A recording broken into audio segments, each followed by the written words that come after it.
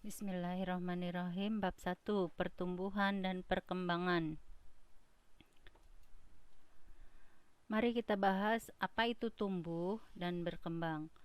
Persamaannya sama-sama proses pertumbuhan. Proses pertumbuhan itu pertambahan ukuran tubuh. Kalau berkembang, proses mencapai kematangan fungsi organ. Jadi tumbuhan waktu masih kecil, ini contohnya mangga, ya 1 tahun, ini 5 tahun. Biasanya kalau 5 tahun sudah muncul bunga, maka setelah muncul bunga berarti tumbuhan itu dapat dikatakan berkembang. Tapi dari usia 1 tahun sampai 5, ini tumbuhan mangga hanya melakukan pertumbuhan. Kemudian apa bedanya? Beda tumbuh dan berkembang. Kalau tumbuh proses pertambahan. Kalau berkembang proses pematangan. Tadi sudah. Yang kedua, tumbuh bersifat irreversible. Artinya tidak dapat kembali ke bentuk semula. Jadi kalau pohon mangga dari biji kemudian jadi pohon, nggak bisa kembali lagi ke biji. Kemudian proses berkembang itu bersifat reversible, dapat kembali ke bentuk semula. Contohnya bunga, ya contohnya tadi mangga yang tidak berbunga, kemudian berbunga, nanti tidak berbunga kembali, berbunga. Nah, jadi dia dapat kembali ke bentuk semula. Tumbuh bersifat kuantitatif. Jadi kalau tumbuh itu bisa diukur, ada alatnya namanya auxanometer. Berapa panjang tanamannya gitu, tinggi tanamannya gitu. Kalau berkembang sifatnya kualitatif. Ya, berkembang itu ditandai dengan terbentuknya bunga pada tumbuhan. Apa saja yang dibahas saat tumbuh dan berkembang? Nah, saat tumbuh dan berkembang itu tidak bisa dipisahkan dari proses perkecambahan. Jadi dari biji untuk jadi tumbuhan itu melalui proses perkecambahan. Terus pertumbuhan sendiri itu bisa dibagi menjadi 2, pertumbuhan sekunder dan pertumbuhan primer. Proses tumbuh dan berkembang itu dipengaruhi oleh 2 faktor, faktor internal dan faktor eksternal. Ini, proses tumbuh dan berkembang diawali dengan perkecambahan biji. Kita kenali bagian-bagian biji. Ada yang namanya radikula. Radikula itu cikal bakal akar. Ada yang namanya kotiledon, cikal bakal daun lembaga. Kemudian plumula, daun pertama. Poros embrio, di sini poros embrio, dan endosperm itu cadangan makanan saat biji tumbuh berkecambah kan, belum di tanah, itu memakai cadangan makanan yang ada di biji. Proses perkecambahan diawali dengan proses imbibisi. Apa itu imbibisi? Penyerapan air oleh biji sehingga enzim-enzim yang ada di dalam biji itu dapat berproses, maka terjadilah perkecambahan. Faktor yang mempengaruhi perkecambahan: oksigen, suhu, cahaya malah menghambat. Jadi faktor yang mempengaruhi itu oksigen dan suhu, ya. Makanan belum, nutrisi belum. Kalau ada cahaya itu malah menghambat, maka proses perkecambahan biasanya dilakukan di tempat yang gelap atau yang teduh.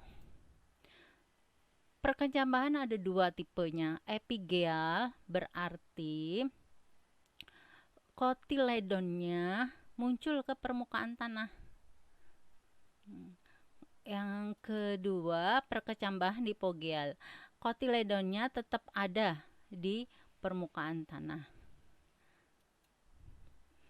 Nah, tadi kan pertumbuhan dibagi 2. Sekarang kita bahas dulu pertumbuhan primer. Pertumbuhan primer itu pertumbuhan karena proses yang dilakukan oleh sel-sel meristematik. Sel-sel meristematik itu hanya ada di ujung akar, ya, ini bagian-bagian akar, dan hanya ada di ujung batang. Ini bagian-bagian batang. Ujung akar ini tudungnya sebagai pelindungnya agar sel-sel meristem yang ada di sini tidak rusak saat menembus tanah. Ini ujung batang, perhatikan ada namanya meristem apikal. Nah, pada batang apabila ujungnya dipatahkan, maka meristem apikalnya tidak ada. Jika meristem apikalnya tidak ada, maka batang itu dapat bercabang. Selanjutnya, pertumbuhan sekunder.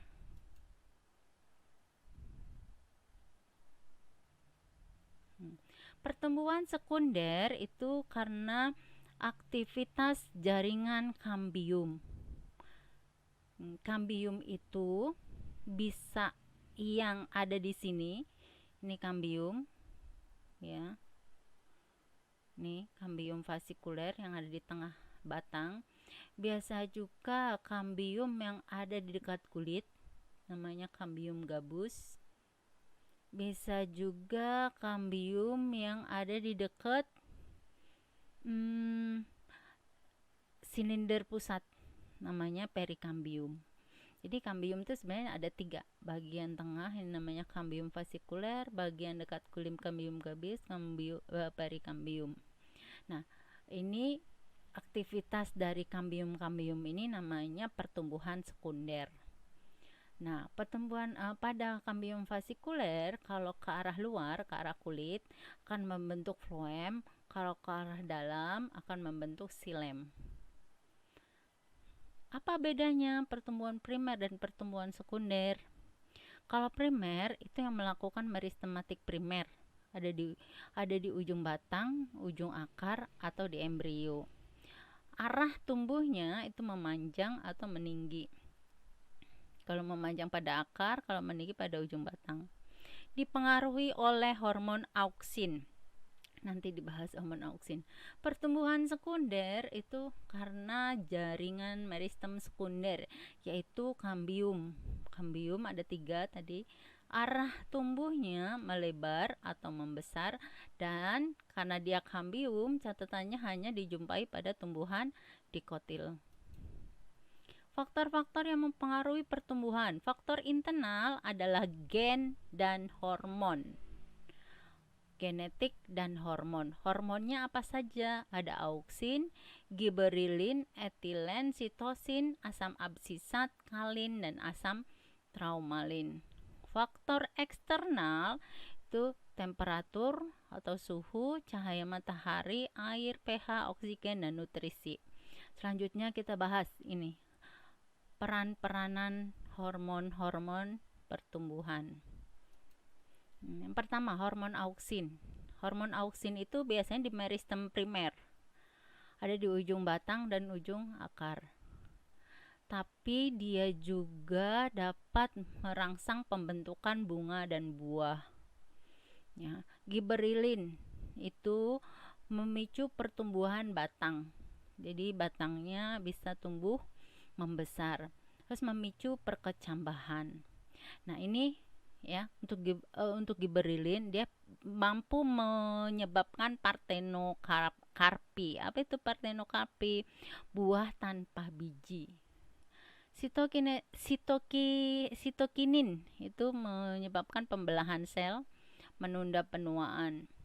Asam absisat kebalikannya ya, dia malah menuakan atau membuat tanaman menjadi tua, biasanya berperan dalam pengguguran daun, bunga, dan buah.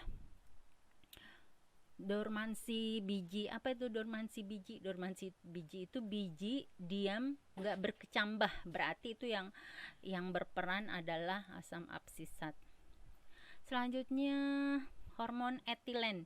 Nah, hormon etilen ini mematangkan buah. Jadi buah menjadi matang itu kalau hormon etilen. Kalau orang umum biasanya dikenalnya dengan karbit.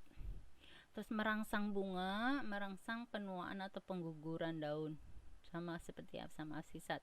Traumalin itu membentuk jaringan baru apabila luka. Misalnya ada tanaman yang batangnya terbacok. Nah, maka tanaman itu nggak mati karena dia punya hormon asam traumalin.